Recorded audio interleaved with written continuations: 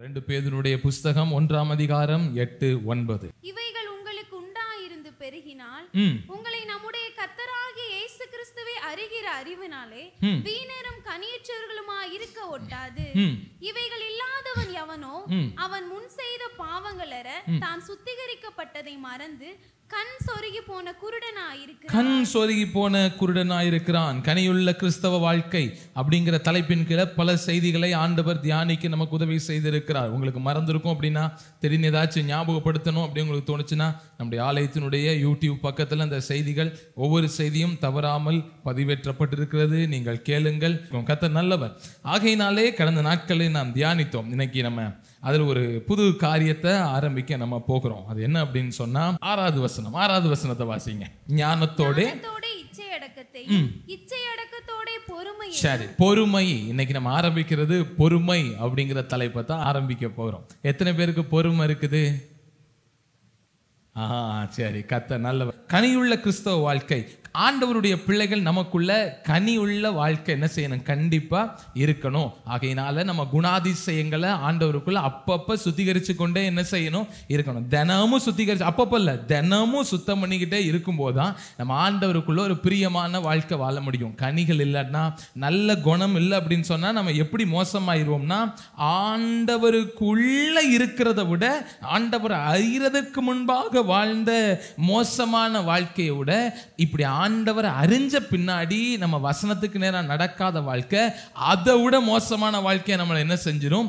மாத்திரும். இதை நம்ம எப்பயும் மனசுல வச்சுக்கிட்டு நான் ஆண்டவரை தான் அறிஞ்சேன். ஒரு குறிப்பிட்ட காலம் ஒரு குறிப்பிட்ட காரியத்தை சொல்லலாம். இப்போ உதாரணத்துக்கு நான் ரொம்ப கஷ்டப்பட்டேன், கர்த்தர் என்னை கூப்பிட்டு வந்தார். இந்த சாட்சி நீங்க சொல்லலாம். ஆண்டவரை ஏற்றுக்கொண்டு 1 வருஷம் சொல்லலாம், 2 வருஷம் சொல்லலாம், 3 வருஷம் சொல்லலாம், 4-5 வருஷம் கூட சொல்லலாம். கர்த்தர் எங்க வீட்டில் யாருக்குமே தெரியாது, நாங்க தான் ஏத்துக்கிட்டோம். நாங்க பாரம்பரியமான இந்து குடும்பத்திலிருந்து வந்தவங்க, நாங்க பாரம்பரியமான கிறிஸ்தவ பாரம்பரிய சபையிலிருந்து வந்தவங்க, பாரம்பரியமான எங்க அப்பா தாத்தா அவங்கெல்லாம் அப்படி அப்படி இதை சொல்லலாம்.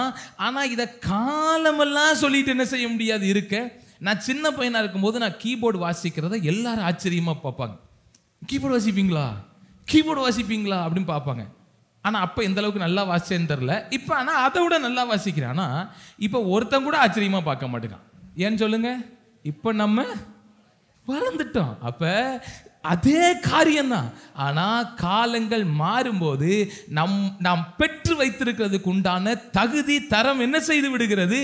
அந்த இடத்துல இன்னொருத்தவங்க வந்துருவாங்க. அதனால தான் முந்தினோர் அநேகர் பிந்தினோராயும் பிந்தினோர் அநேகர். அப்ப நம்ம பெற்று கொண்டதுலேருந்து எதை நமக்கு முன்னேறி எடுத்துக்கொண்டு போகணும்னா, இயேசுவனுடைய சீசனா நம்ம மாற பழகணும். சீசன் யாரு அப்படின்னு சொன்னா, அனுதினமும் சிலுவையை சுமக்கிறவன் தான் சீசன். தினமும் பிரச்சனை வரும். எப்படி கர்த்தரை அறியும் போது பிரச்சனைகளை தினமும் சுமந்துக்கிட்டு அதுல ஜெயமா வாழ்ந்தோமோ அதே போல வாழணும். இதுக்கு நமக்கு உதவி செய்கிறது தான் ஆவியின் கனிகள் அப்படின்னு நம்ம சொல்றோம். அபிஷேகம் சொல்றோம், தயவுன்னு சொல்றோம், என்னென்னமோ சொல்றோம். அதுல பேதுரு ஒரு பட்டியல் போட்டிருக்கிறார். இதுல தான் நம்ம கவனிக்கிறோம் பொறுமை. நேரடியா நம்ம செய்திக்குள்ளே கடந்து போயிடலாம். 2 பேதுரு 3ஆம் அதிகாரம் அதுல 9வது வசனத்தை கூட நாம் வாசிப்போம். தாமதிக்கிறார் என்று சிலர் எண்ணுகிறபடி கர்த்தர் தமது வாக்குத்தத்தத்தை குறித்து தாமதியாமல் இராமல் ஒருவரும் கெட்டு போகாமல் எல்லாரும் மனம் திரும்ப வேண்டும் என்று விரும்பி நம்மை நீடிய பொறுமை உள்ளவராய் இருக்கிறார். ஆமென், ஹல்லேலூயா. கடந்த நாட்கள் எல்லாம் நாம் தியானிச்சபடி அந்த கனிகளை குறித்து பார்ப்போம். அதில் எழுதப்பட்டிருக்கிற அந்த கனிகள் என்னென்ன எழுதியிருக்கு அப்படின்னு பார்ப்போம். அப்புறம் அதே அதிகாரத்தில் அதை குறித்து என்ன எழுதியிருக்கிறார் நம்ம என்ன செஞ்சிருக்கோம், இப்படி தான் பார்த்து வந்திருக்கோம். எத்தனை பேருக்கு ஞாபகம் இருக்கு? சரி, இதில் ஒரு பொறுமை அப்படிங்கிறது சொல்லப்பட்டிருக்கு. எப்படி பொறுமைனா, தாமதிக்கிறார் என்று சிலர் எண்ணுகிறபடி கர்த்தர் தமது வாக்குத்தத்தத்தை குறித்து தாமதமாக இராமல் ஒருவரும் கெட்டு போகாமல் எல்லாரும் மனம் திரும்ப வேண்டும் என்று விரும்பி நம்மேல் நீடிய பொறுமை உள்ளவராக இருக்கிறார்.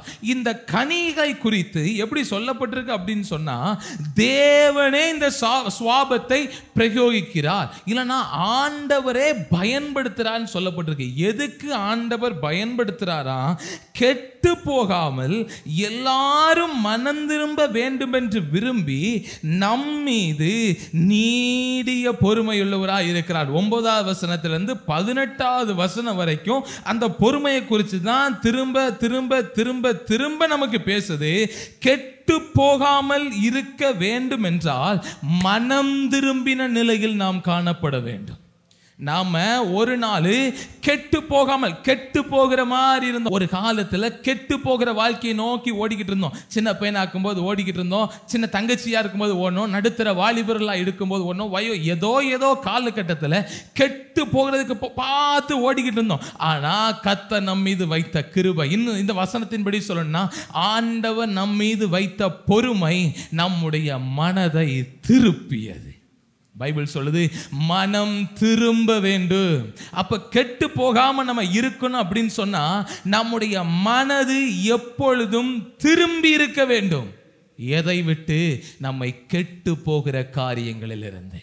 வேற வேற வார்த்தைகள் வேற. இங்கிலீஷ் பைபிள்ல ரிப்பண்ட் அப்படின்னு இருக்கு, ஆனா தமிழ் மொழிபெயர்ப்பு ரொம்ப அழகா இருக்கு. மனம் திரும்பு. ஆண்டவர் சொன்னார் மனம் திரும்பு. விபச்சார பாவத்தை நோக்கி ஒரு நாள் கெட்டு போக ஓடிக்கிட்டு இருக்க, பண ஆசையை நோக்கி நீ கெட்டு போக ஓடிக்கிட்டு இருக்க, திருட நோக்கி நீ கெட்டு போக ஓடிக்கிட்டு இருக்க, பொருளாசையை நோக்கி நீ கெட்டு போக ஓடிக்கிட்டு இருக்க. இதுக்கு போய்கிட்டு இருந்த பாதையிலிருந்து நீ எப்ப நீ வாழ முடியும் அப்படின்னு சொன்னா உன் மனதை திருப்பும் போது. அதான் மனம் திரும்பு. அப்ப என் மனசு எவ்வளவு காலம் கர்த்தருடைய கிருபையினாலே பொறுமையோடு அவருடைய வார்த்தையை கொண்டு, அவர் கொடுத்த கிருபைகளை கொண்டு பொறுமையோடு எவ்வளவு காலம் என் மனதை நான் திருப்பி வைத்திருக்கிறேனோ, இல்லை என்றால் நான் மனம் திரும்பி இருக்கிறேனோ, அந்த காலம் வரைக்கும் தான் நான் கெட்டு போகாமல் இருக்க முடியும். என்னைக்கு கர்த்தரை அறிந்து அவருக்குள் வந்த பிற்பாடு கொஞ்ச காலத்துக்குள்ள எதை பார்த்து நான் மனதை திருப்பினேனோ அதையே பார்த்து திரும்பிய மனதை நான் திருப்புவேன் அப்படின்னு சொன்னா நான் கெட்டு போவதற்கு 100% சாத்தியம் இருக்கிறது. அதனாலதான் ஒரு தேவ மனிதர் இப்படியாய் சொல்லுவார், சிம்சோனை உயிருள்ள சிங்கம் வீழ்த்த முடியவில்லை, ஆனால் செத்து போன சிங்கம் சிம்சோனை வீழ்த்தி விட்டது. ஒரு காலகட்டம் அதிலிருந்து திரும்பி விட்டான், ஆனால் இன்னும் ஒரு காலகட்டம் அதிலிருந்து திருப்ப. அப்ப பொறுமை எதற்கு தேவை அப்படின்னா, என்ன ஒரு நாள் நான் இதுவரைக்கும் சொன்னது எத்தனை பேருக்கு புரிஞ்சிருச்சுல? இவ்வளவு காலம் நான் கெட்டு போகாம என் மனதை நான் திருப்பி இருக்கிறேன். ஒரு காலம் என் வாழ்க்கை கெட்டு போறதை நோக்கி ஓடிக்கிட்டு இருந்துச்சு. பாவமா இருந்துச்சு, சாபமா இருந்துச்சு, வியாதியா இருந்துச்சு, எதுவா இருக்கலாம். உங்களுடைய தனிப்பட்ட வாழ்க்கை, உங்க வாலிபத்தின் பாவங்கள், இளம் பிராயத்தின் பாவங்கள், தொழிலின் பாவங்கள், ஏதோ ஒரு பாவம், ஏதோ ஒரு வழியில வேதம் சொல்றது உங்க மனசாட்சி அறிஞ்சது, அதை நோக்கி ஓடிக்கொண்டிருந்த நான் கெட்டு போயிருப்பேன். இவைகளை அறியாமல் போயிருந்தால் கெட்டு போயிருப்பேன். அவர் என் மீது கொண்ட நீடிய பொறுமை. தேவன் தம்முடைய ஒரே பேரான குமாரனை விசுவாசிக்கிறவன் எவனோ அவன் அதுக்குள்ள கெட்டு போகாமல் அவன் மனசை திருப்பும்படி நித்திய ஜீவனை அவனுக்கு தந்தருளி இவ்வளவாய் உலகத்தில் அன்பு கூர்ந்தார். ஆமென், அல்லேலூயா. அந்த மனசு சடுதியா திரும்பிச்சு. எப்படி திரும்பிச்சுனா, இயேசுவானவர் நித்திய ஜீவனை நமக்கு காட்டினார். அது பார்த்துக்கிட்டு இருந்தது நல்லா தெரிஞ்சு. குடிவெறி, களியாட்டம், பாவத்தோடு இருக்கிற வாழ்க்கை, நம்ம மனமும் மாமிசமும் அதை விரும்பி போய்கிட்டு இருந்துச்சு. கெட்டு போகிற தருணம் வரும்போது என் மனசை ஒன்று திருப்பு செய்யா. அதுதான் என் இயேசு என் மீது பாராட்டின அன்பு, என் மீது பாராட்டின தயவு. அதுக்கு என்ன பேருனா நித்திய ஜீவன். ஆமென், அல்லேலூயா. அப்ப என்னை ரட்சிக்கிறதற்கு அவர் அவ்வளவு பொறுமையுள்ளவரா இருந்தாரு. அப்ப மறுபடியும் இப்ப உங்களுக்கு புரியுதுல, கெட்டு போற வாழ்க்கை அந்த இருக்கு, நித்திய ஜீவனை நோக்கி ஓடுற வாழ்க்கை இந்த இருக்கு. மனதை நான் திருப்பி இருக்கிறேன், மனம் நான் திரும்பி இருக்கிறேன். என் மனசை எங்க திருப்பி இருக்கிறேன் அப்படின்னு சொன்னா, மேகம் போன்ற இத்தனை திரளான சாட்சிகள் சூழ்ந்திருக்கிற, பாரமாயிருக்கிற இதெல்லாத்தையும் ஒதுக்கி வச்சுட்டு விசுவாசத்தை துவக்கிறவரும் முடிக்கிறவருமாகிய அவரை நோக்கி பொறுமையோடு ஓடும்படி திருப்பி இருக்கிறேன். எத்தனை ஆண்டு காலம் அதை திருப்புனா என் பொறுமையோடு என் இயேசுவை நோக்கி ஓடுறேனோ, எனக்கு நியமித்திருக்கிறதை நான் அடைந்து ஏறுவேன் என்பதில் சந்தேகமில்லை, மாற்றமில்லை. அல்லேலூயா. அப்ப அந்த கெட்டு போகிற காரியத்துக்கு இல்லைன்னா பாவத்துக்கு ஒரு காலத்துக்கு மனதை திருப்பணும் பாருங்களேன். அந்த திருப்பினதை மறுபடியும் அங்க திருப்பாம இருக்க பொறுமையா இருக்கணும். இப்போ நான் உங்களை பார்த்து கேட்குறேன், எத்தனை பேர் இப்போ என் கைகள்லாம் உயர்த்த வேண்டாம், உங்க இருதயத்தின் ஆழத்திலிருந்து நீங்க கேளுங்க. ஒரு நாள் நான் மனம் திரும்பினேன், இப்பயும் என் மனம் திரும்பிதான் இருக்குன்னு எத்தனை பேர் நீங்க விசுவாசிக்க உங்க இருதயத்துல? ஒரு ஆள் அந்த பாவத்தை விட்டு என் மனதை நான் திருப்பிட்டேன், அதனாலதான் நான் ரட்சிக்கப்பட்டேன். கர்த்தராகிய இயேசு கிறிஸ்துவை நீ விசுவாசி, அப்பொழுது உன்னையும் உன் வீட்டாரும்.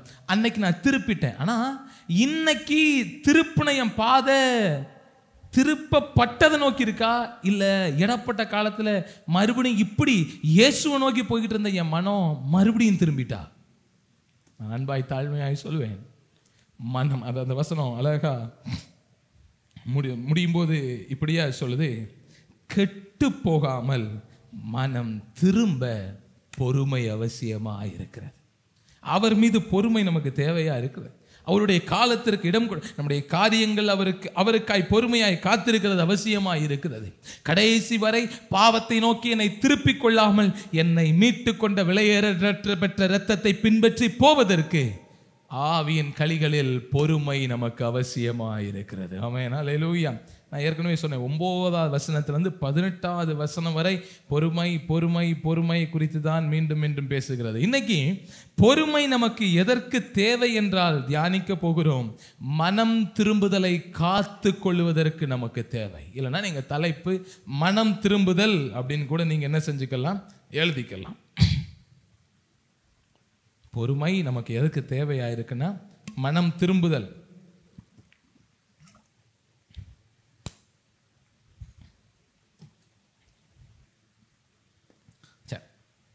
மனம் திரும்புதல் எது எதில் வேணும் அப்படின்னு சொல்லி நான் ஒரு 3 தலைப்பு எழுதிட்டு வந்திருக்கேன். எனக்கு 3யுமே தியானிச்சிடலாம், வேகமாக நம்ம போயிடலாம். அது எது எது அப்படின்னு சொன்னால், முதலாவது சிந்தை, 2வது செயல், 3வது ஆவிக்குரிய வாழ்வு, இல்லைன்னா ஆவி. அவ்வளோதான்.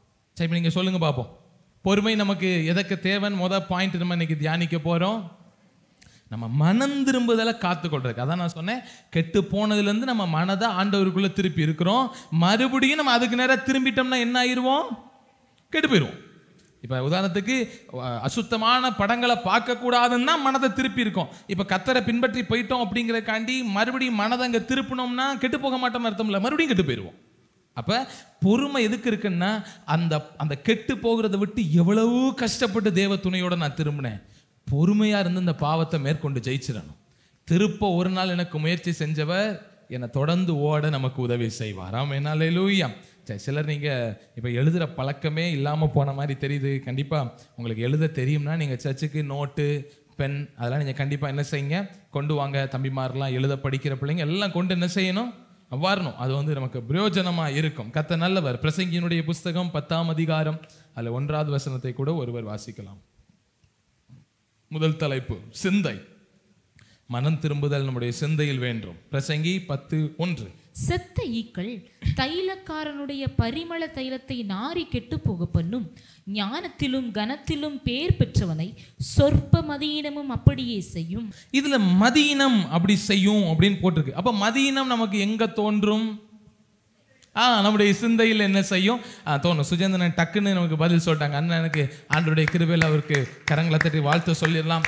ஆவியில் ஆண்டவர் இன்னும் வளர செய்து நமக்கும் நம்முடைய சபைக்கும் ஆசீர்வாதமாய் மாற்றுவாராக. ஆமென், அல்லேலூயா. கர்த்தர் நல்லவர். அப்ப செத்த ஈக்கள் தைலக்காரனுடைய பரிமள தைலத்தை நாரி கெட்டு போக பண்ணும், ஞானத்திலும் கனத்திலும் பேர் பெற்றவனை சொற்ப மதியினமும் அப்படியே செய்யும். என்னைக்கு பேர் பெற்ற ஒரு நிலைமையில இருக்கோமோ, நம்ம ஆரம்பத்தில் சொன்னேன்ல, ஆரம்பத்தில் நம்ம ஏசப்பாவை ஏற்றுக்கிட்ட பின்னாடி நம்ம என்ன சொல்லிக்கலாம்னா, நான் ஒண்ணுமே இல்லாமல் இருந்தேன். இப்போ நமக்கு நிறைய சாட்சி இருக்கு. நான் இப்படி இருந்தேன், எங்க அம்மா அப்பா இல்லாமல் இருந்தேன், சின்ன வயசுலேயே என் கணவர் என்னை விட்டு போயிட்டாங்க, மரிச்சு போயிட்டாங்க, விட்டுட்டு போயிட்டாங்க, நான் மன வளர்ச்சி குன்றியவனா இருந்தேன், தோல் மாதிரி இருப்பேன். இது எல்லாம் எப்ப நாள் சொல்லிக்கலாம்னா, ஒரு 3 வருஷம் 4 வருஷம் 5 வருஷம் வரைக்கும் சொல்லிக்கலாம். ஆனா இதை தூக்கி முழுங்குற மாதிரி சாட்சி உள்ள ஆளுக்கு அடுத்து வந்துருவாங்க. நம்ம அப்பையும் சொல்லிக்கிட்டு இருந்தா பிரயோஜனம் நமக்கு. அப்ப அதுக்குள்ள நம்ம கர்த்தருக்குள்ள வளரணும். அதே மாதிரி நம்ம சொற்பமா இருக்கும்போது பிரச்சனை இல்லை. என்னைக்கு ஞானத்திலையும் கனத்திலையும் வளர்ந்துட்டோமோ, என்னைக்கு ஆவிக்குரிய வாழ்விலையும் கனத்திலையும் நம்ம வளர்ந்துடுறோமோ, அதுக்கப்புறம் சொற்ப மதீனத்தை கூட நம்முடைய வாழ்க்கையில் அனுமதிக்க கூடாது. அதான் ஒரு சரி, நம்ம வெளியே பாயிண்ட்டுக்குள்ள போக வேண்டாம் அப்படின்னு நினைக்கிறேன். நம்ம ஆண்டவர் நமக்கு கொடுத்திருக்க அந்த விலையேறப்பட்ட காரியத்துல எந்த தீட்டானதையும் தீங்கானதையும் அனுமதிக்க கூடாது அப்படிங்கிறத நம்ம ரொம்ப தெளிவா இருக்கணும். தைலம் அப்படிங்கிறத நம்ம அபிஷேகத்தோட நம்ம என்ன செஞ்சுக்கலாம், ஒப்புமைப்படுத்திக்கலாம். அது விலையேறப்பட்ட ஒரு அபிஷேகம். இப்ப பாருங்களேன், ஆவிக்குரிய அபிஷேகம் பெற்றிருக்கிற ஒரு வாழ்க்கையில சிந்தையில செத்த அனுபவங்கள் இருக்கவே கூடாது. செத்த அனுபவங்கள் நீங்க எதெல்லாம் நினைக்கிறீங்க? சரி, இப்ப இன்னொரு கேள்வி கேட்கிறேன். மொத மனம் திரும்பினீங்கல்ல, எத்தனை பேருக்கு மனம் திரும்பின நாள் ஞாபகம் இருக்கு? அன்னைக்கு ஒரு நாள் இப்ப திருந்தினப்ப என் உள்ளத்துல என்னை அறியாத ஒரு சந்தோஷம் வந்துச்சு, என்னை அறியாத சமாதானம் வந்துச்சு. இந்த பூமியிலேயே மிக சக்தி வாய்ந்தவன் போல நான் உணர்ந்தேன். அப்படி ஒரு நாள் இருக்குல்ல? இப்பதான் சரியான கேள்வி, பதில் வந்திருக்கு. அப்ப அதுதான் விலையேறப்பட்ட தைலத்தினுடைய அனுபவம். அதனால் சகலத்தை என்ன செய்ய முடியும்? அதனால உலக சிந்தைக்குள்ள விழுந்து போக முடியாது, செத்த அனுபவத்தை உள்ள வச்சுக்கிற முடியாது. அப்ப மனம் திரும்பிய சிந்தையின் நிலை நல்ல நிலை, பாவத்திலிருந்து மனம் திரும்பிய சிந்தையின் நிலை நல்ல நிலை. ஆவிக்குரிய வாழ்க்கையில ஏசப்பாவை அறிஞ்ச பின்னாடி என்னைக்கு ஓடும்போது ஓட்டத்துல தொய்வு ஏற்பட்டு மறுபடியும் இந்த அனுபவத்தை விட்டு வந்ததை நோக்கி திருப்பிட்டோம் பாருங்க, செத்த நிலை. என்னதான் எனக்குள்ள அறகுறையா இருந்தாலும் சோதோம பின்னிட்டே பார்க்காம ஓடுறேன் பாருங்க, அது வரைக்கும் நான் உப்பு தூண் ஆக போறதே கிடையாது. அது ஒருவேளை எனக்குள்ள ரெண்டு மனசு இருக்கலாம், பாப்போமா வேண்டாமா பாப்போமா வேண்டாமா நினைச்சுக்கிட்டு திரும்பி பார்க்க மாட்டேன், பின்னோக்கேன் ஓடுற வர நான் ஜீவன் உள்ளவனை போல இருப்பேன். என்னைக்கு திரும்பி பார்த்துட்டேனோ அன்னைக்கு நான் செத்தவனா என்ன செஞ்சிருவேன்.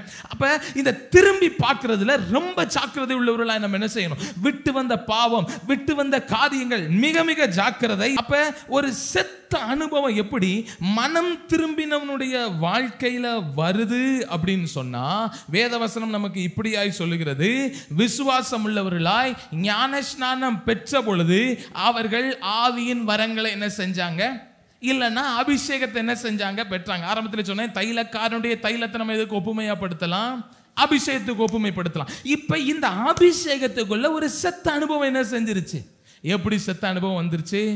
நல்லா கேட்கிறோமே, நல்ல ஆண்டவரை பார்க்கிறோமே, ஆண்டவரோட நேரத்தை செலவிடுறோம், வசனத்தை மிச்சமா கேட்கிறோம். எப்படி செத்த அனுபவம் வந்துட்டுனா, வேதம் நமக்கு இப்படியாய் சொல்லுகிறது, விசுவாசம் கேள்வியினால் வருகிறது, கேள்வி தேவனுடைய வசனத்தினால் வருகிறது. அப்ப வசனத்திலிருந்து எடுத்துக்கொள்ளுகிறது ஜீவனுள்ள விசுவாசம், இல்லைன்னா ஜீவனுள்ள அமைப்பு. இந்த அபிஷேகத்தை தொடர்ந்து ஜீவனோட வச்சிருக்கிறது எது? வசனம். ஜெபமே பண்ணிக்கிட்டு இருக்க நம்ம, நீங்க ஆவிக்குரிய அனுபவத்தில் இருக்கும், நீங்க வெறும் ஜெபம் பண்ணிக்கிட்டு இருந்தா நல்லா இருக்குமா? ஜெபமும் வேத வாசிப்பும் சேர்ந்து இருந்தா நல்லா இருக்குமா? ரெண்டுமே சேர்ந்து இருக்கணும், ரெண்டுமே சேர்ந்து தான் நல்லா இருக்கும். அப்ப இந்த வசனம் உள்ள போக போக போக அப்போஸ்தலன் எழுதும் போது இப்படியா எழுதுகிறாரு, கிரியை இல்லாத விசுவாசம் செத்ததா இருக்கிறது, பரிமளக்காரனுடைய தைலம் விலையேற பெற்றது. என்னைக்கு பரிசுத்த ஆவியை விசுவாசித்து ஞான ஸ்நானம் பெற்று பாவ மன்னிப்பு கேட்டு நம்ம திரும்பினோமோ, அப்பொழுதே நமக்குள்ள ஒரு ஆவியானவர் இல்லைன்னா ஒரு அபிஷேக தைலம் நமக்குள்ள வந்துருச்சுங்க. இந்த விசுவாசத்தை என்னைக்கு நம்முடைய வாழ்க்கையில இல்லைன்னா வசனத்தை என்னைக்கு நம்முடைய வாழ்க்கையில கை கொள்ளாம போறோமோ, அன்னைக்கு அது செத்ததாக மாறி விடுகிறது.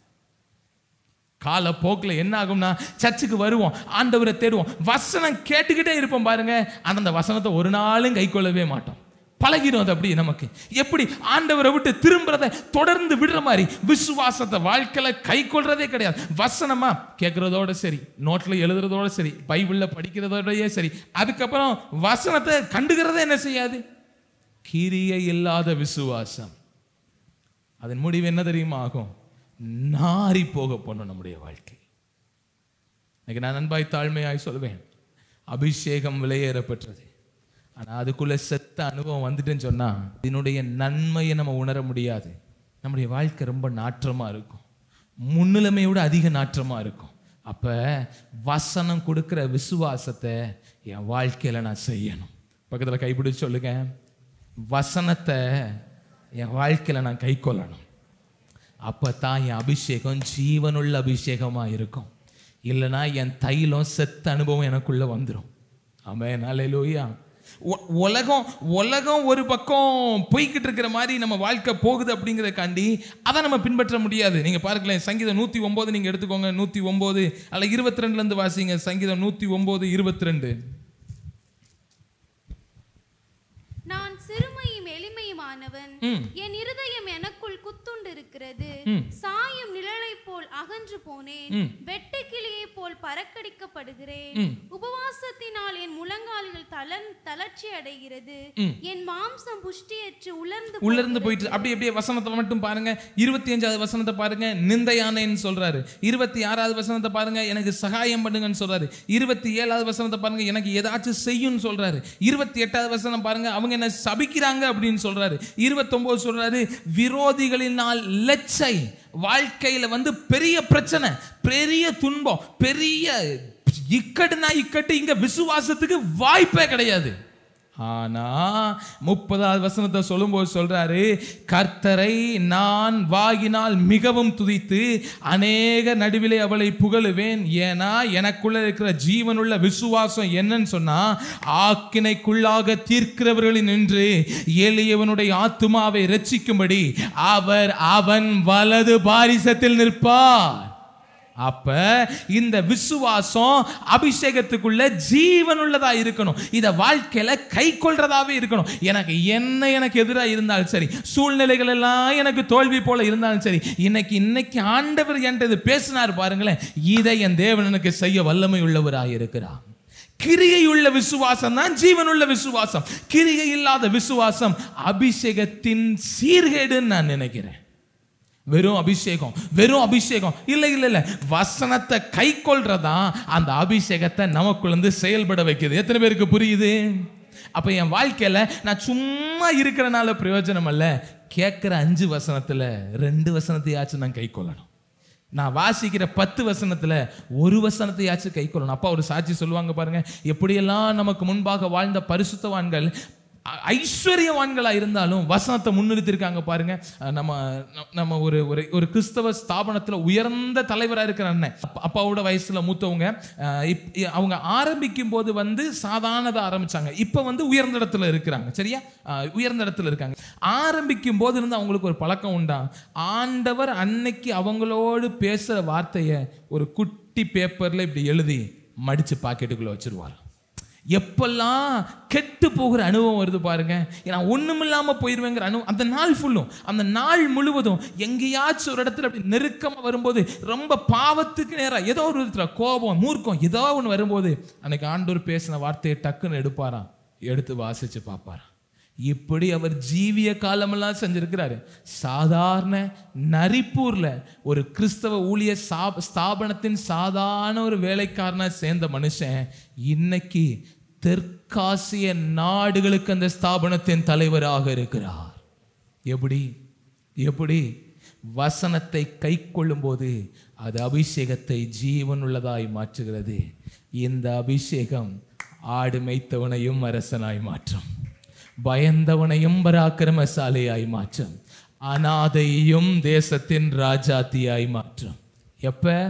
வசனத்தை கை கொள்ளும் போது. பக்கத்தை பார்த்து மறுபடியும் சொல்லுங்க, வசனத்தை நம்ம இன்னொரு இடத்துல சங்கீதம் 27:13 தகப்பனாகிய தாவீது சொல்லும் போது இப்படியா சொல்கிறார். சங்கீதம் 27:13, நானோ ஜீவனுள்ளவருடைய தேசத்திலே கர்த்தருடைய நன்மையை காண்பேன் என்று விசுவாசியாதிருந்தால் கெட்டு போயிருப்பேன், செத்து போயிருப்பேன்னு சொல்லல பாருங்க. இது எனக்கு நேரத்தில் வாசிக்கும் போது ஆச்சரியமா இருந்துச்சு. ஒருவேளை நான் விசுவாசிக்கல அப்படின்னு சொன்னா செத்து போயிருப்பேன் அப்படின்னு சொல்லியிருந்தா பரவாயில்ல. எத்தனை ஆண்டுகள் கழித்து பேதுருவை கொண்டு ஆவியானவர் எழுதின அதே வார்த்தை இவரும் பயன்படுத்துறார் பாருங்க. விசுவாசப்படியினால நான் கெட்டு போகாமல் இருக்க கர்த்தர் எனக்கு உதவி செய்திருக்கிறார். என் ஆவிக்குரிய வாழ்க்கையில, என் சிந்தையினுடைய வெளிப்பாடு என்ன நீங்க நினைக்கிறீங்க? சிந்தையினுடைய வெளிப்பாடு இருதயத்தின் நினைவு, அவ்வளவுதான். நம்ம இப்ப சிந்தை அப்படிங்கிறது எதை குறிக்குதுன்னா, சிந்தையும் வார்த்தையும். பிரச்சனைகள் நெருக்கங்கள் சூழும் போது அப்படி ஆயிரும், இப்படி ஆயிரும், அதாயிரும், இதாயிரும், விட்டு வந்த பாதை. பொறுமையா இருக்கணும் அந்த இடத்துல. பொறுமையா இருக்கணும். பொறுமையா இருக்கும் பொழுது, நான் விசுவாசிக்கும் போது தேசத்தின் நன்மையை காணும்படி கர்த்தர் நம்மை நடத்தி கொண்டு போகிறார். ஆமென், அல்லேலூயா. நீங்க உங்களுக்கு இப்பெல்லாம் முடியாது, எல்லாம் பண்ணுவோம், ஞாயிற்றுக்கிழமை உபவாசம் வந்து ஜெபம் பண்ணுவோம், கர்த்தர் எங்களை ஆசீர்வதிக்கணும் அப்படின்னு சொன்னா வாய்ப்பில்லை. பக்கத்தில் சொல்லிடுங்க, வாய்ப்பில்லை, வாய்ப்பே கிடையாது. கஷ்டமா இருக்கலாம், எப்படி நீங்க ஏற்றுக்கொள்ளலாம்? என் சிந்தை, என் வார்த்தைகள் பொறுமை வேணும். ஏன்னா எனக்கு ஒரு நாள் மனம் திரும்புதல் கொடுக்கப்பட்டிருக்கிறது. என் சிந்தையை நான் விட்டுட்டேன்னு சொன்னா, சிந்தையில யோசிக்க ஆரம்பிப்பேன் திரும்ப திரும்ப. ஒரு நாள் விட்டு வந்த கெட்ட வார்த்தைங்கிற பாவத்தை மறுபடியும் நான் பேச ஆரம்பிப்பேன். அப்ப மறுபடியும் கெட்டு போயிடுவோம். எத்தனை பேருக்கு நான் சொல்றது புரியுது? 2வது தலைப்பு செயல். மத்தேயுவினுடைய புஸ்தகம் 5வது அதிகாரம் 29-30. மத்தேயு 5ஆம் அதிகாரம் 29-30. உன் வலதுகன் உனக்கு இடறல் உண்டாக்கினால் அதை பிடுங்கி எறிந்து போடு. உன் சரீரம் முழுவதும் நரகத்தில் தள்ளப்படுவதை பார்க்கிலும் உன் அவயங்களில் ஒன்று கெட்டு போவது உனக்கு நலமாயிருக்கும். உன் வலதுகை உனக்கு இடறல் உண்டாக்கினால் அதை தரித்து எறிந்து போடு. உன் சரீரம் முழுவதும் நரகத்தில் தள்ளப்படுவதை பார்க்கிலும் உன் அவயங்களில் ஒன்று கெட்டு போவது உனக்கு நலமாயிருக்கும். சரி, ஆண்டவர் சொல்லும்போது ஏசப்பா இப்படியா சொல்றாரு? கெட்டு போறதே நல்லதுப்பா அப்படின்னு சொல்றாரு. கெட்டு போறது நல்லது அப்படின்னா அது அர்த்தம் கெட்டு போகணும் இல்லை, நம்ம அதுக்கு அவ்வளவு வைராகியமா இருக்கணும் அப்படின்னு சொல்லி அர்த்தம். இது அழகா அந்த இடத்துல சொல்லும்போது இப்படியா சொல்லப்பட்டிருக்கு, வலது கண் வலது கை இது உனக்கு இடல் உண்டாக்கினா பிடிங்கி போடு. இதுக்கு நிறைய அர்த்தம் இருக்கு. இதை நேரடியா பேசலாம். இப்ப சிலர் என்ன முடிவு பண்ணிடுறோம் அப்படின்னு சொன்னா, ஏதாச்சும் ஒரு ஊழியக்காரங்க ஒரு வார்த்தைக்கு ஒரு வெளிப்பாடு சொல்றாங்கன்னு வச்சுக்கோங்களேன், அதுதான் அதுக்கு வெளிப்பாடு அப்படின்னு நம்ம என்ன செஞ்சிடறோம்? தேவனுடைய வார்த்தைக்கு நூற்றுக்கணக்கான பரிமாணங்கள் இருக்குது. அதை ஒரு ஒரு விளக்கத்துக்குள்ள நம்ம என்ன செஞ்சிட முடியாது. அன்னைக்கு அப்படி ஒரு திகைப்போட ஒரு திரள் கூட்டம் ஆலயத்துக்குள்ள வந்திருக்கும். அதை பலப்படுத்தும்படி ஆண்டவர் அப்படி வார்த்தையை வச்சிருப்பார். ஆமென். அப்ப இந்த உவமைக்கு பல உதாரணங்கள் இருக்கு. எனக்கு நான் இந்த கடந்த நாட்களில் ஜெபம் பண்ணும்போது எனக்கு இப்படியா இருந்துச்சு. இதை நான் 2 பகுதியாக நான் பிரிக்கணும்னு நான் ஆசைப்படுறேன். 28வது வசனத்தை வாலிபர்களுக்கும் அப்படின்னு சொல்லி நான் எடுத்துக்கிட விரும்புகிறேன். 28, 29, 30, 31, 32 இந்த பாதையெல்லாம் நான் குடும்பஸ்தர்களுக்கும் கொஞ்சம் ஆண்டவருக்குள்ள வளர்ந்தவங்க குடும்பமாக இருக்கிறவங்களுக்கும் உரியவைகளாக இந்த வார்த்தையை நான் எடுத்துக்கொள்ள நான் விரும்புகிறேன். சரி, முதலாவது வாலிபர்களுக்கு இப்படியாய் சொல்லும் போது எப்படி சொல்லுதுன்னா, ஒரு ஸ்திரீயை இச்சையோடு பார்க்கிற எவனும் அவன் தன் இருதயத்திலே அவளோட விபச்சாரம் என்ன செய்தாயிற்று. சரி, இதுக்கப்புறம் இந்த வார்த்தையை பாவம் செய்தாயிற்று அப்படிங்கிற வார்த்தையை மாற்றிக்கொள்ளலாம். நிறைய சின்ன பிள்ளைங்கள்லாம் இருக்கிறபடினால இந்த வார்த்தையை நம்ம இப்படி மாற்றிக்கொள்ளலாம். இப்போ நான் எப்படி நினைக்கிறேன் அப்படின்னு சொன்னா, முதலாவது ஆண்டவர் சொல்றாரு, உன் வலது கண் உனக்கு இடரல் உண்டாக்கினால் அதை பிடுங்கி எறிந்து போடு. உன் சரீரம் முழுவதும் நரகத்தில் தள்ளப்படுவதை பார்க்கிலும் உன் அவயவங்களில் ஒன்று கெட்டு போவது உனக்கு நலமா இருக்கும். சரி, இப்போ ஒரு கண்ணு நமக்கு பெரிய பிரச்சனையா இருக்குது, வலது கண்ணு நமக்கு ரொம்ப பிரச்சனையா இருக்குன்னு வச்சுக்கோங்களேன். பாவம் செய்யறோம், புடுங்கி போட்டுட்டோம். நம்ம யாரும் புடுங்கி போட மாட்டோம், அப்படியே புடுங்கி போட்டுட்டோம் அப்படிங்கிறத வச்சுக்கிறோமே. நீங்க இடது கண்ணை வச்சு பாவம் செய்ய மாட்டீங்கல்ல? 10 கேளுங்க, நீங்க இடது கையை வச்சு பாவமே செய்ய மாட்டீங்கல்ல? அப்படி கிடையாது. இப்ப ஆண்டவர் என்ன சொல்றாரு, நான் விசுவாசிக்கிறேன் அப்படின்னு சொன்னா, எதெல்லாம் உன் கண்ணுக்கு இடரலா இருக்கோ எல்லாத்தையுமே நீ தரிச்சு போட்டு, உன் கண்ணுக்கு இன்பமா இருக்கிறது எல்லாம் உன்னை நித்திய ஜீவனுக்கு நேரம் நடத்த போறது கிடையாது. ஒரு காலத்துல நீ மனம் திரும்பின அந்த தருணத்தை நினைச்சு பாருங்க சபைய ஜனமே, அதெல்லாம் நம்ம கண்களுக்கு பிரியமா இருந்துச்சு, அதெல்லாம் நம்ம கண்களுக்கு இன்பமா இருந்துச்சு. ஆனா ஆண்டவர் அப்ப சொன்னாரு, இதை பார்த்தா நீ கெட்டு போயிருவ. நீ எதை பார்க்கணும்னா அலங்கோலமா இருக்கிற கல்வாரியை நீ பாரு, நீ பிழைச்சுக்கிறவ. இது வாலிபர்களா இருந்தாலும் யாரா இருந்தாலும் நமக்கு என்ன கற்றுக் கொடுக்குது அப்படின்னா, எது எல்லாம் உன் கண்ணுக்கு இன்பமா இருக்கோ நீ தரிச்சு என்ன செஞ்சிரு. அது உன்னை ஒரு நாள் உன்னை எங்க கொண்டு போயிடும் அப்படின்னு சொன்னா, கெட்டு போவதற்கு கொண்டு போயிடும். அடுத்து திருமணமானவர்களுக்கு சொல்லும்போது நான் இப்படியா வாசிக்கிறேன், தன் மனைவியை தள்ளி விடுகிற எவனும் தள்ளுதல் சீட்டை அவளுக்கு கொடுக்க கடவன் என்று உரைக்கப்பட்டது. நான் உங்களுக்கு சொல்லுகிறேன், வேசித்தன முகாந்திரத்தினால் ஒழிய தன் மனைவியை தள்ளி விடுகிறவன் அவளை விபச்சாரம் செய்ய பண்ணுகிறவனாய் இருப்பான்.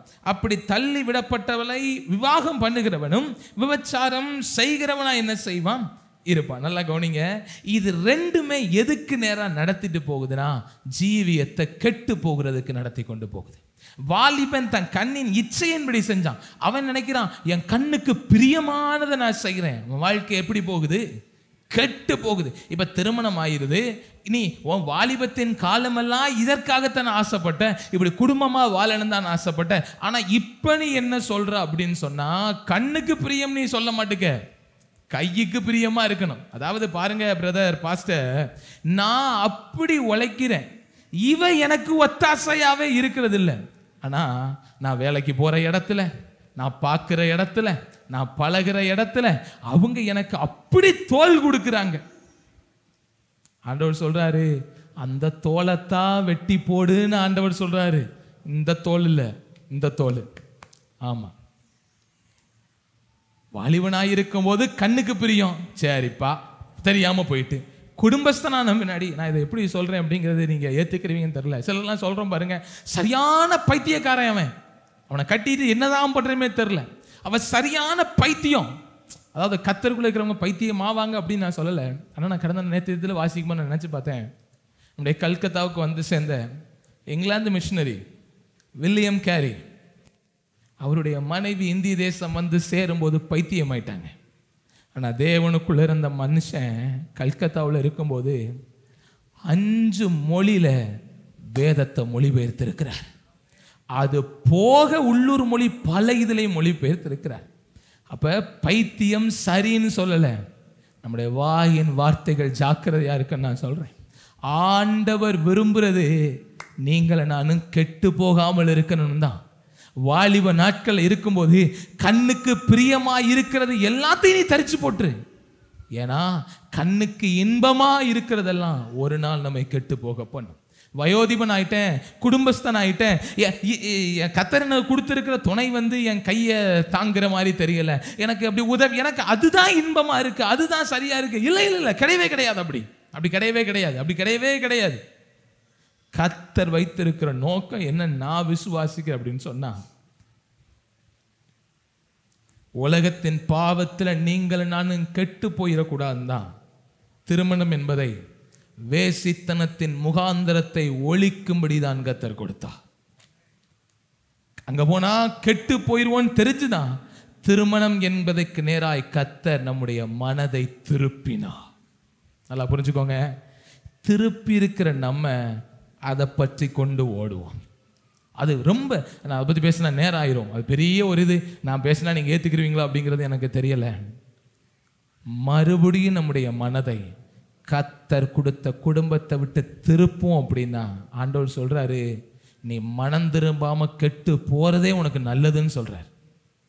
2வது, நம்முடைய வாழ்க்கையில பொறுமை எதற்கு தேவைன்னா நம்ம செயல்பாடுகளுக்கு தேவை, அதிலும் குறிப்பா குடும்பத்தில் தேவை. எத்தனை பேருக்கு புரிஞ்சிருக்கு இதுவரை? சொல்லி இந்த பகுதியை நான் நிறைவு செய்கிறேன்.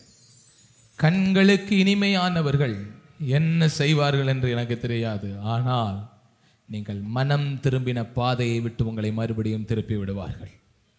உங்கள் கைகளுக்கு பலனாய் இருக்கிறவர்கள் என்ன செய்வார்கள்? உங்களை வளர்த்தெடுப்பார்கள், உங்களை உயர்த்துவார்கள். அதெல்லாம் எனக்கு தெரியாது.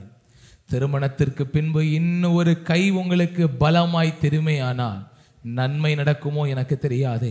நீங்கள் கெட்டு போகாமல் வாழும்படி மனம் திரும்பினீர்கள் பாருங்கள், நீங்கள் கெட்டு போகும்படி மறுபடியும் உங்கள் மனதை திருப்பி விடுவார்கள். ஜாக்கிரதை. கடைசியாய் ஆவியில் பொறுமை. லூக்கா எழுதின புஸ்தகம் 5வது அதிகாரம் 37, 38, 39. லூக்கா எழுதின சுவிசேஷம் 5வது அதிகாரம் 37, 38, 39. ஒருவனும் புது திராட்சரசத்தை பழந்துருத்திகளில் வாத்து வைக்க மாட்டான்.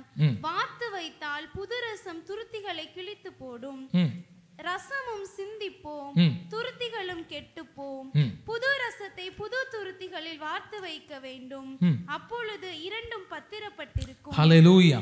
இது எல்லாமே தெரிஞ்ச நமக்கு ஒரு இது ஆண்டவர் சொன்ன ஒரு ஓமை. இதை வந்து கடந்த நாட்களில் நான் ஒரு செய்தியில் கேட்டேன்.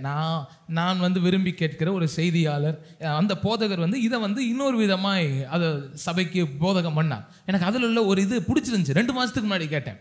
நேற்றைய தினத்தில் 2 நாளைக்கு முன்னாடி இதை நான் தியானிக்கும் போது எனக்கு அந்த இதோட இது ஒத்து போச்சா, அதில் உள்ள சில சாராம்சத்தை எடுத்து ஆனால் தியானித்த விதத்தோடு உங்களுக்கு நான் பகிர்ந்து கொள்ள விரும்புகிறேன்.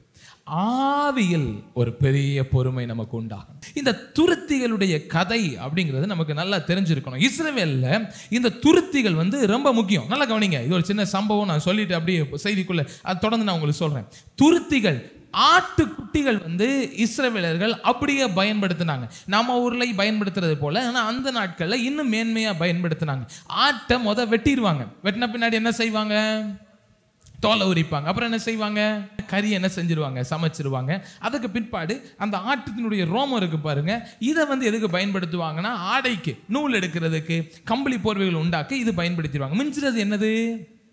தோல். இந்த தோல் எதுக்கு பயன்படுத்தப்படும் அப்படின்னு சொன்னா திராட்சை ரசங்களை சேமிக்கிறதுக்கு பயன்படுத்தப்படும். ஏன்னா அந்த காலத்துல ஃப்ரிட்ஜ் என்ன செய்யாது, கிடையாது. திராட்சை அறுவடை எல்லா காலத்திலும் என்ன செய்யாது, இருக்காது. அதனால ஒரு ஃப்ரிட்ஜ் மாதிரி ஒரு அமைப்புல இந்த தோல் துருத்தில சேர்த்தாங்க. இது எப்படி செய்வாங்க அப்படின்னு சொன்னா, ஆட்டை மேல இருந்து 2ஆ பிரிச்ச பின்னாடி தோல் எப்படி ஆயிரும், இப்படி சமதளமா என்ன செஞ்சிடும், ஆயிரும். அப்ப மறுபக்கத்தை எல்லாம் இப்படி ஊசியால கோர்த்து கழுத்து பகுதி வரும்போது அதை நம்முடைய பாட்டில் மூடி ஓப்பன் மாதிரி அவங்க என்ன செஞ்சிருவாங்க, வச்சுட்டு அதுக்கு பிற்பாக அதை மூடி வைக்கிறதுக்கு ஒரு அமைப்பு மாதிரி உருவாக்கிக்கிடுவாங்க.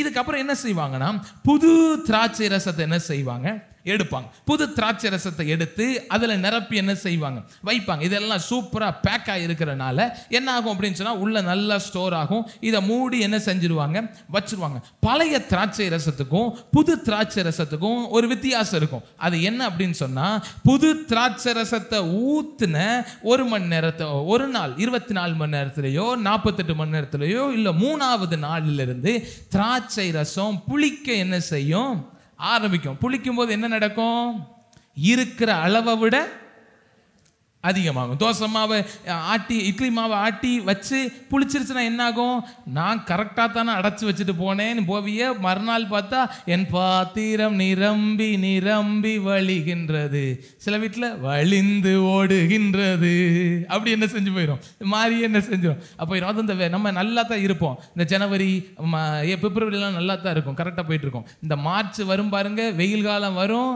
நம்ம ஒரு கணக்கில் வச்சுட்டு போவோம், அது ஒரு கணக்கில் மாவெல்லாம் கெட்டு என்ன செஞ்சிடும், போயிடும். இதே மாதிரி இந்த புளித்தல் காரியம் நடக்க ஆரம்பிக்கும். இதை ஒரு குறிப்பிட்ட அளவுக்கு வரைக்கும், அதாவது கேடுண்டாக்காத வரை, மதுபானமா இல்லாத வரை அந்த ஆட்டுத்தோல் துருத்தி அதை பாதுகாக்கும். ஒரு அளவு கடந்து போகும்போது அது அது அது ஏற்ற மாதிரி, அது இன்னொரு சாப்டர், அது நமக்கு இப்போ தேவையில்லை. இப்போ என்ன நடக்க ஆரம்பிக்கும் அப்படின்னு சொன்னா, உள்ள உருவாகும் போது இடம் விரிவடைய ஆரம்பிக்கும். புது துருத்தியா இருக்கும்போது அது நல்லா விரிஞ்சு கொடுக்கும். அது நல்லா எலாஸ்டிக் மாதிரி, ரப்பர் மாதிரி விழிஞ்சு கொடுக்கும். இப்படி கொடுக்கும்போது அது புளிக்க அதனுடைய சுவை கூடும்.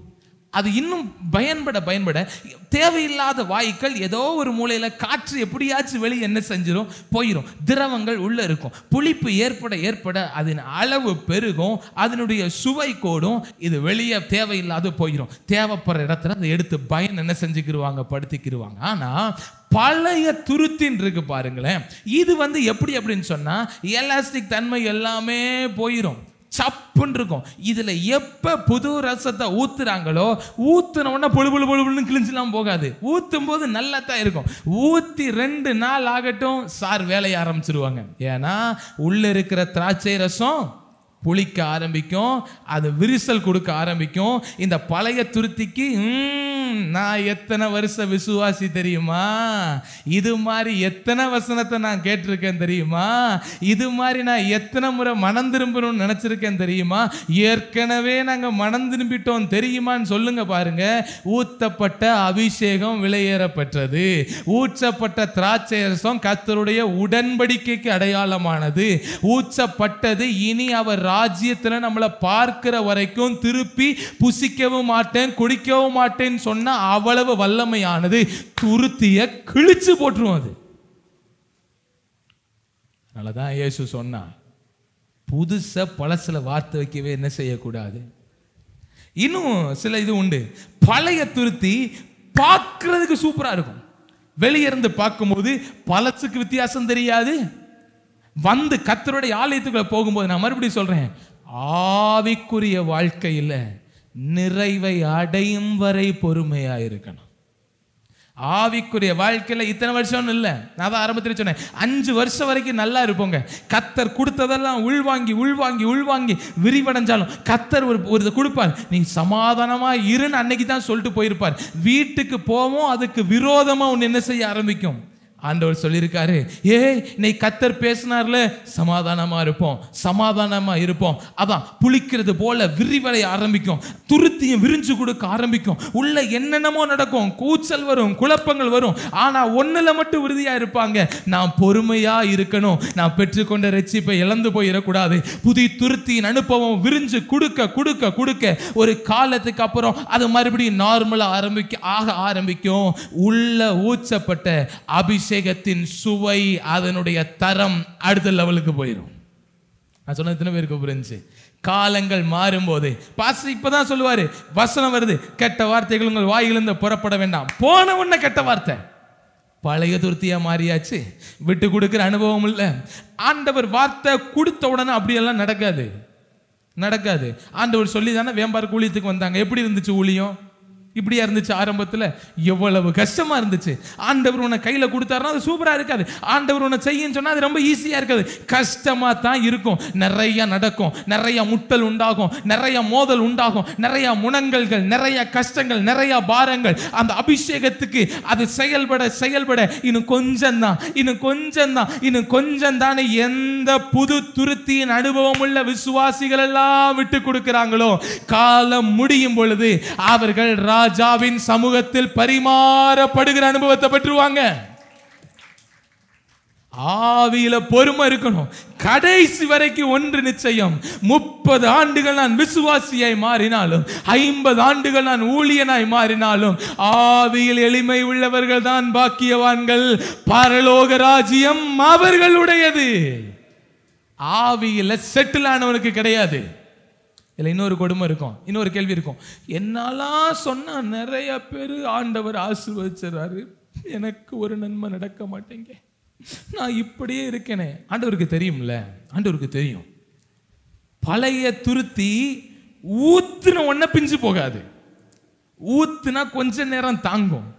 ஆண்டவர் என்ன செய்வார்னா, புது ஆத்துமாவை கொண்டு வர்றதுக்கு இவனுக்குள்ள அபிஷேகத்தை ஊத்தி, எப்பா கூட கொஞ்சம் வச்சா இவன் கெட்டு போயிடுவான்னு சொல்லி அந்த ஆசீர்வாதத்தை அடுத்தவனுக்கு ஊத்தி விட்டுருவார். அதுதான் நீங்க இயேசுவை சொல்லி இன்னொருத்தர் ஆசீர்வதிக்கப்பட்டுறது.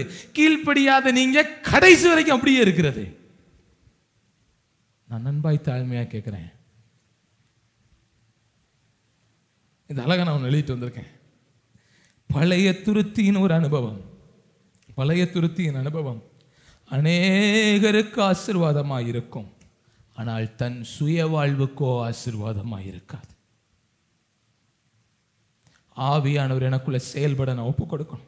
என் அபிஷேகம் எனக்குள்ள ஊற்றப்பட்டுச்சுன்னா, ஆண்டவர் வார்த்தை புது துருத்தியா இருக்கிற எனக்குள்ள ஊற்றப்பட்டுச்சுன்னா கொஞ்சம் செயல்படத்தான் செய்யும், கொஞ்சம் விரிசல் உண்டாகத்தான் ஆரம்பிக்கும். நான் நினைக்காத மாதிரி தான் இருக்கும், நான் நினைச்ச மாதிரி அழகா இருக்காது, என் வடிவம் மாற ஆரம்பிக்கும். அழகா இருந்தேனே இப்போ அலங்கோலமா மாறுறது மாதிரி என் வாழ்க்கை இருக்கு. காத்திருங்கள், காத்திருங்கள்.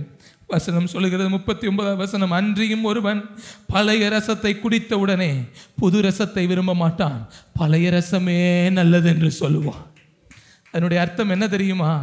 உங்களுக்குள்ள கர்த்தர் புது ரசத்தை ஊத்துனதன் நோக்கம் கடைசி வரைக்கும் அது புதுசா இருக்கணும் இல்ல, நீங்க மட்டும்தான் புது துருத்தியா இருக்கணும். உங்களுக்குள்ள ஊற்றப்படுகிற புது ரசம் கடைசி பழைய ரசமா மாறிடணும். அப்படின்னா என்ன அர்த்தம் அப்படின்னு சொன்னா, ஆவிக்குரிய வாழ்க்கையில பச்சை பிள்ளையாவே நம்ம இருந்துடக்கூடாது, ஆவிக்குரிய வாழ்க்கையில நம்ம பாலகராகவே இருந்துடக்கூடாது. நாட்களை பார்த்தால் துரிதமாய் நாம் போதகர்களாய் மாறிவிட வேண்டும். இல்லைன்னா இன்னும் அழகால சொல்லலாம், விசுவாசியா இருக்கக்கூடாது, சிலுவையை சுமக்கிற சீசனா மாறிடணும். அப்படி முட்டும், அப்படி மோதும், வார்த்தைகள் கொப்பளிச்சு வரும். ஆவியினாலே அவித்து போடாமல் ஆவியினாலே அடக்கி போடுங்கள், உங்கள் ரசம் மிகுந்த சுவையுள்ளதாய் மாறும். இல்லைன்னா என்ன நடக்கும் தெரியுமா? நம்முடைய வாழ்க்கை கிழிஞ்சு போயிடும். மறுபடியும் சொல்றேன், 4-5 வருஷம் நல்லா ஓடும். 4-5 வருஷம் சூப்பர்னு இயேசுக்குள்ள ஓடும். 5, 6, 7, 8, 10, 12, 15, 30 வருஷம் விசுவாசிதான் இயேசுவை பின்பற்றினதுக்கு நொந்துருவீங்க. நீங்க என்ன இப்படி அடி மேல் அடி, மிதி மேல மிதி? No no no no no no. கடைசி வரை புது துருத்தியின் அனுபவம் எனக்குள்ள இருக்கணும். ரசத்தோட குணம் மாறப்போவதே இல்லை, அபிஷேகத்தோட குணம் மாறப்போவதே இல்லை. இன்னொன்று நான் கடைசி அவங்கள பார்த்து நான் ஒன்று சொல்லுவேன் தாழ்மையா. பழைய துருத்தியின் அனுபவம் ஆண்டவரே உள்ள இல்லாத அனுபவம். ஆவியானவர் உள்ள இருந்தாருன்னா கொஞ்சம் நமக்கு வித்தியாசமா தெரியத்தான் செய்யும். அதுக்கு ஒப்பு கொடுத்து தான் ஆகணும். கடைசியாய் அபிஷேகம் உங்களுக்குள் வந்த பொழுது, கடைசியாய் கர்த்தருடைய வார்த்தை வந்த பொழுது, எப்பொழுது உங்களுக்குள் மாற்றத்தை உணர்ந்தீர்கள், அதுவே நீங்கள் இன்னமும் பழைய துருத்தியா புது துருத்தியா என்பதற்கு அடையாளம். ஒரு காலத்தில் பாவமான காட்சிகளை பார்க்கும்போது என் மனசு பதச்சிச்சு. வாலிபனா இருக்கும்போது, வாலிபனே சின்ன தம்பி, ஒரு சினிமாவை பார்க்கும்போது அப்படியே பதச்சிச்சு. புது துருத்தியின் அனுபவம். எது உள்ள ஒன்னால் ஆவியானவர் செயல்பட ஆரம்பிச்சிருவாரு. அதை அப்படியே சரி பண்ண ஆரம்பிப்பாரு. உள்ள சில இது புளிக்கும், சில இது வெளியேற்றப்படும், முழுசா பூரணமா மாறும். இப்ப பாவத்தை விரும்பி செய்ய ஆரம்பிச்சுட்டேன். உள்ள ஆவியானவரே இல்லை, உள்ள ஆவியானவரே இல்லை. ஒரு காலத்துல வார்த்தையை தப்பா பேசிட்டேன் அப்படின்னு சொன்னா எனக்குள்ள என்னமோ செஞ்சுட்டு இருக்கும். அந்த என்னமோ செஞ்சதுதான் புது துருத்தியின் அனுபவம். நமக்குள் இருக்கிற ஊச்சப்பட்ட அபிஷேகம்தான் முதிர்ச்சி அடையணுமே ஒழிய நம்முடைய ஆவி எப்பொழுதும் எளிமையாத்தான் இருக்கணும். வார்த்தையை கேட்டுக்கொண்டு இருக்கும் போது திகு திகு திகு திகுன்னு அக்கினி பச்சி எரியணும் நமக்குள்ள. நான் வேதனையோடு நான் வைராக்கியமா இந்த வார்த்தையை சொல்லுவேன். தேவனுடைய வார்த்தைக்கு நேரா எப்பையும் செயல்பட ஒப்பு கொடுக்கணும், எப்பையும் செயல்பட ஒப்பு கொடுக்கணும். கடைசி விண்ணப்ப வேலை என் மனசுக்குள்ள ஒரு மாற்றத்தை செஞ்சுச்சுன்னா நாம் புது துருத்திகள். இல்லையா? எங்க தொலைச்சிட்டோம்? பொறுமை இல்லாததுனால சுவாபம் எல்லாம் மாறிட்டு, புது துருத்தியின் அனுபவமே மாறிட்டு, ஆவியானவர் உள்ள செயல்படுறதே இல்லை. கடைசியா எப்ப என் மனதை திருப்புன, கடைசியா பாவத்தை பார்க்கறதுல இருந்து எப்ப மனதை திருப்புன, கடைசியா செல்போன்ல அசுத்தத்தை சீனு சொல்லி கெட்டு போகிறது வந்து எப்ப என் மனதை திருப்புன, கடைசியா ஒரு கெட்ட வார்த்தை வாயில வந்தப்ப இயேசுவின் ரத்தம் செய்யும் சீனு எப்ப சொன்னேனா? புது துருத்தியின் அனுபவத்தை எங்க தொலைச்ச? ஒருவேளை ஜெபத்தை மறந்தப்ப, குடும்ப ஜெபத்தை ஒரு முறை மறந்தப்ப மனசெல்லாம் பட பட பட பட அடிச்சுச்சே. இன்னைக்கு வாரக்கணக்கா குடும்ப ஜெபம் இல்ல, மாசக்கணக்கா குடும்ப ஜெபம் இல்ல, வார உபவாசித்து ஜெபிச்சேனே. ஒரு மால் ஜெபிக்கலனா உள்ளமெல்லாம் பதச்சிச்சே. இன்னைக்கு வருஷாயிட்டு உபவாசிச்சு பழைய துருத்தியின் அனுபவம். பீருண்டு போவதற்கு முன்பாக என்ன நிரப்புங்க ஐயா. அவருக்கு தெரியும் நிரப்புனார்னா கிழிஞ்சு போயிரும். பழைய துருத்தி ஆயிட்டோம்ல, அவ்வளவு பேருக்கும் குறை. அவன் குறை, இவன் குறை, அவன் சரியில்லை, இவன் சரியில்லை. இங்க அவர் நம்மகிட்ட பேசவே மாட்டிருக்காரு. ஏன்னா வந்தா இங்க எல்லாம் பீருண்டு போயிரும். நீர் வாரும் வருவாரு 5 நிமிஷம் மட்டும். 5 நிமிஷத்துக்கு மேல இருந்தா ஆவியானவர் செயல்பட ஆரம்பிச்சிருவாரு. பாவத்தை உணர்த்த ஆரம்பிச்சிருவாரு. உள்ள விரிசல் உண்டாக ஆரம்பிக்கும், பீருண்டு போயிரும். ஒரு காலத்துல சீனு பாவத்தை விட்டு விலகினேன்ல, எனக்கு தெரிஞ்சிச்சு. கெட்டு போனதை விட்டு தேவன் தம்முடைய ஒரே பேரான விசுவாசிக்கிறவனும் கெட்டு போகாமல் நித்திய ஜீவனை அடையும்படி என் மனதை திருப்பினார். கடைசியா எப்ப திருப்பினேன்? பொருளாசையிலிருந்து கடைசியா எவ்வளவோ தந்திரமா கர்த்தர் விடவே மாட்டார். மனதை திருப்புங்கள். அதனாலதான் பவுல் கொரிந்தியரை எழுதும்போது இப்படி எழுதுகிறார். ஒருத்தன் கிறிஸ்துவுக்குள்ள வந்துட்டான்னா புது சிருஷ்டியா இருப்பான் அல்ல. ஒருவன் கிறிஸ்துவுக்குள் இருந்தால், அந்த நேரத்தில் அவன் இருந்தால் அவன் புது துருத்தியா இருப்பான். பழையவைகள் எல்லாம் ஒளிந்து போயிடும், எல்லாம் புதிதாயிரும். எல்லாரும் எழும்பி நிற்கலாம். பொறுமை தேவை. சிந்தையில் பொறுமை தேவை, செயலில் பொறுமை தேவை, ஆவியில் பொறுமை தேவை. திரும்பின மனசு திரும்பின மாதிரியே இருக்குதா?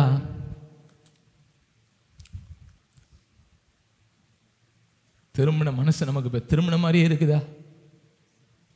எங்க தொலைச்சிட்டோம்? ஒரு காலத்துல பாவத்துக்காய் படபடைத்ததையா இந்த இருதயம். ஒரு காலத்துல வைராக்கியமா சொல்லுச்சு, என் கர்த்தர் பாவத்தை பார்க்க மாட்டாத சுத்த கண்ணர் நானும் பார்க்க மாட்டேன்.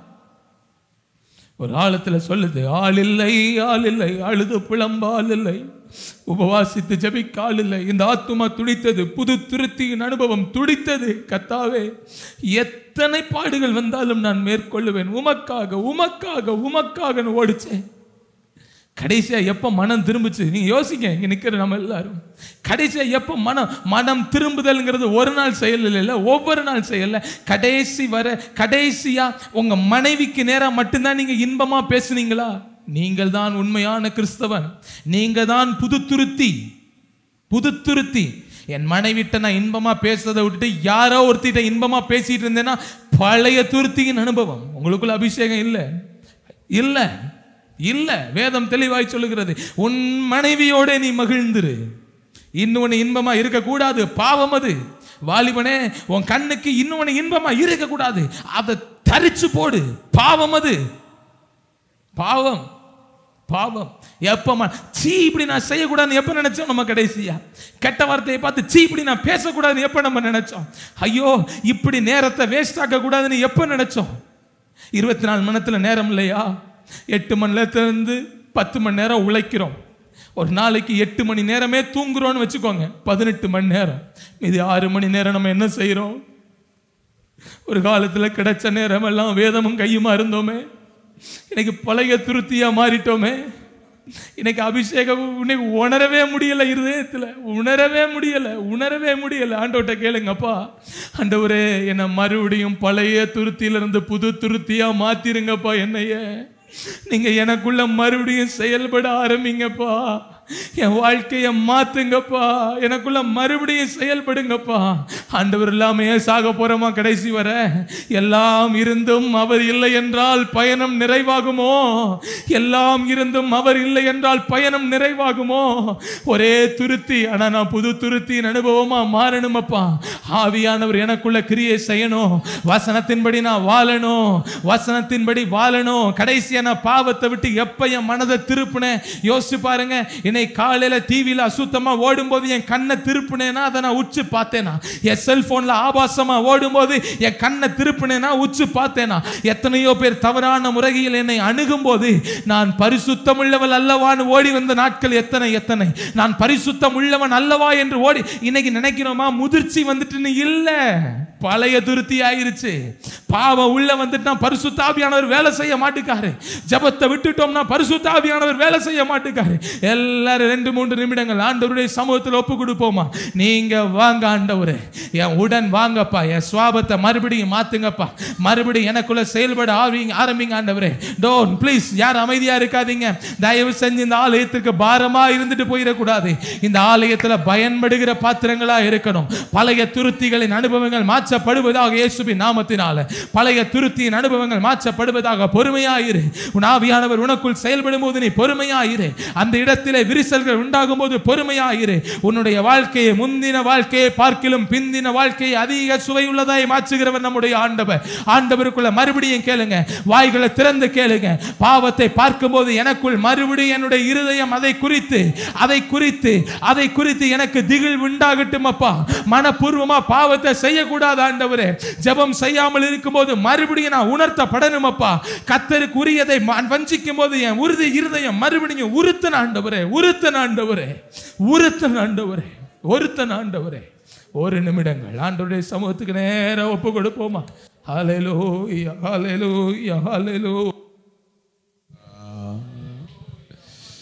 நன்றி ஆண்டவரே, நன்றி ஆண்டவரே, நன்றி ஆண்டவரே.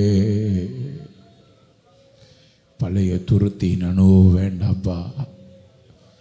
அது பீறி போடுமே.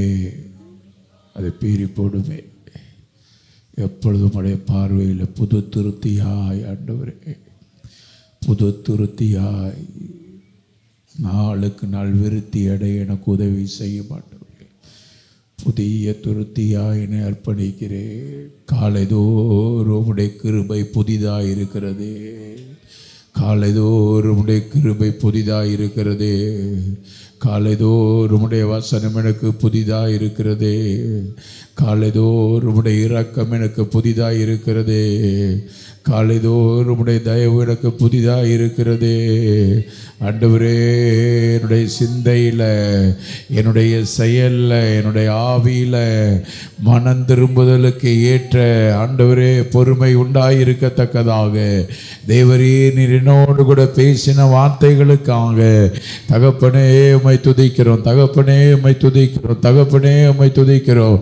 இயேசுவின் நாமத்தில், இயேசுவின் நாமத்தில் 10 பிரசங்கத்தோட 11வது பிரசங்கமாய் அல்ல, ஒரு அறைகூவல் இன்றைக்கு கடைசியாக நம்முடைய வாழ்க்கையில் எந்த வார்த்தை நம்மளை தூக்கி நிறுத்திச்சு, கடைசியாக எப்போ நம்ம உணர்த்தப்பட்டோம், கடைசியாக எப்போ நம்ம உண்மையாக இருக்கணும் முடிவு பண்ணோம், அது ரொம்ப சமீபமாக இருந்ததுன்னா அது ரொம்ப நல்லது. வருஷங்களுக்கு கடந்து போயிருந்திருக்குமானா நம்ம பழைய துருத்தியாக இருக்கிறோம். ஒருவன் என்னை பின்பற்றி வர விரும்பினால் அவன் தன்னைத்தானே வெறுத்து தன் சிலுவையை சுமந்து கொண்டு அனுதினமும் ஒரு புதிய துருத்தியினுடைய ஒரு அனுபவம், புதிய துருத்தியினுடைய அனுபவம். அந்த கிருபை எனக்கு வேணும்ப்பா, இந்த கிருபை எனக்கு வேணும் ஆண்டவரே, உங்கள் கிருபை எனக்கு வேணும் ஆண்டவரே. ஆண்டவரே, உம்முடைய கிருபை எனக்கு வேணும் ஆண்டவரே. நீர் வாரும், என்னுடன் வாரும், என் விசுவாச ஓட்டத்தில் நீர் வாரும், என்னுடன் வாரும், என் விசுவாச ஓட்டத்தில் ஆண்டவரே. முன் செல்லும், என் முன் செல்லும் என் விசுவாச ஓட்டத்தில் ஆண்டவரே. அவர் மாத்திரம் இல்லைன்னா நம்ம பழைய துருத்தியாக போயிடுவோம். தேவஜனமே, நம்ம இருப்போம், அவர் இருக்கிறாரா? நம்ம இருப்போம், அவர் இருக்கிறாரா? பல பொழுது என்ன ஆராயும் பொழுது இப்படித்தானே ஆராய்வேன். ஊழியத்தில் எவ்வளோ ஓடினாலும், எவ்வளோ காரியங்கள் கத்தர் கொடுத்தாலும், ஆண்டவரே எவ்வளவே நீங்கள் தர்றீங்க, நீங்கள் என்னோட இருக்கீங்களா? நீங்கள் இல்லாத ஒரு ஊழி எனக்கு வேண்டாம், நீங்கள் இல்லாத ஒரு ஆசீர்வாதம் எனக்கு வேண்டாம், நீங்கள் இல்லாமல் ஒன்றுமே எனக்கு வேணாம் ஆண்டவரே. நீங்கள் மாத்திரம் போதும் ஆண்டவரே, நீங்கள் மாத்திரம் போதும் ஆண்டவரே, நீங்கள் மாத்திரம் போதும் ஆண்டவரே. உங்களை இழந்து ஒன்றே வாழ்க்கையில் இருக்கக்கூடாது, உங்களை இழந்துட்டு ஒன்றே வாழ்க்கையில் இருக்கக்கூடாது. எதை இழந்துன்னு நினைத்தனோ அதையெல்லாம் பல மடங்காய் கொடுக்க நீர் இருந்தால் போதும் ஆண்டவரே. நீங்கள் என்னோட இருந்தால் போதும் ஆண்டவரே, நீங்கள் என்னோட இருந்தால் போதும் ஆண்டவரே, நீங்கள் எங்களோடு இருந்தால் போதும் ஆண்டவரே, நீங்கள் எங்களோடு இருந்தால் போதும் ஆண்டவரே. என்னுடைய சிந்தையில், என்னுடைய செயலில், என்னுடைய ஆவியில் ஆண்டவரே என்னை முழுதுமாக ஏற்பணிக்கிறேனப்பா, என்னை முழுதுமாக ஏற்பணிக்கிறேன். தெய்வன் அந்த நாளில் அநேகரோடு இருதயத்தில் இடப்பட்டிருக்கிறார். அருவருப்பை அருவருக்கிறவர், அருவருப்பை அருவருக்கிறவர், அருவருப்பை அருவருக்கிறவர்.